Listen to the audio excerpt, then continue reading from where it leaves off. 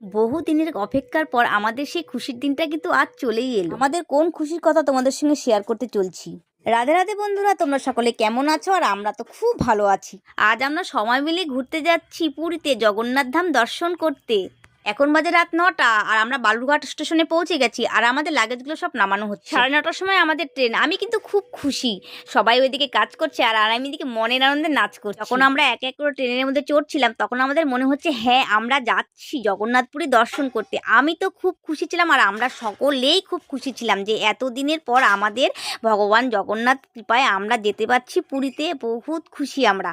তারপর আমাদের ট্রেনটা কিন্তু আস্তে আস্তে ছেড়ে দিল আর আমরা বালুঘাট ক্রস করে গঙ্গারামপুর দিকে এগিয়ে যাচ্ছি।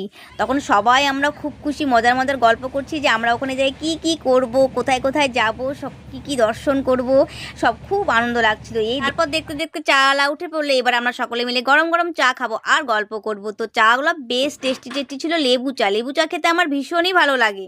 আর দেখো গরম চা খেতে গিয়ে আমার জিভে ছ্যাঁকা লেগে জিভটা পুড়ে গেল। আর আমার ছোট্ট ভাগ্নি এই প্রথমবার ট্রেনেও চড়েছে। ওর তো খুব মজা লাগছিল, বাইরের দিকে এক মনে দেখে আছে। এবার আমি কি করব, আমার জিভটা তো ভীষণই জ্বলছিল। আমি কি করলাম, একটা আলুর চিপস বের করলাম, বের করে খাচ্ছি। আর আমার দিদি কি করলো, রাতের খাবারটা বের করে ফেললো এর মধ্যেই।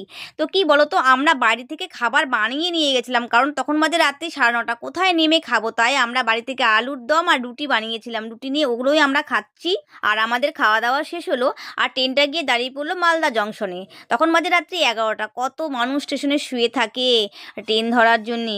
যাই হোক, দেখতে দেখতে বেশ ভালোই লাগলো। আর এটা ছিল আমার পুরী যাওয়ার প্রথম ভিডিও। আমি এক এক করে সব ভিডিও শেয়ার করব তোমাদের সঙ্গে। অবশ্যই ভিডিওগুলো দেখবে, ভালো লাগলে পাশে থাকবে। চলো আমরাও শুয়ে পড়লাম। গুড নাইট, ভালো থেকো সবাই।